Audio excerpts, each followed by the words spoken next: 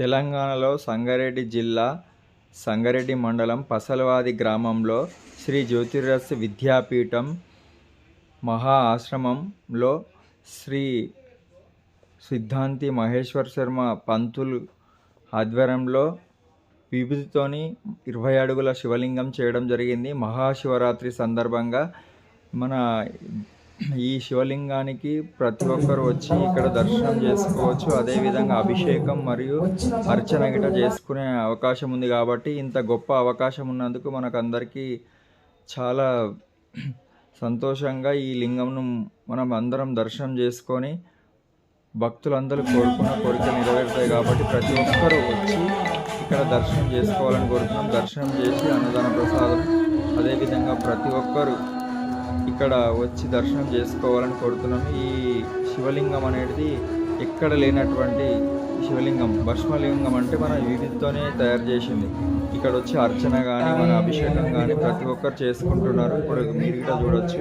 తెలివైన వాళ్ళు వచ్చి ఇక్కడ ప్రతి ఒక్కరు దర్శనం చేసుకోవాలని కోరుచున్నాం.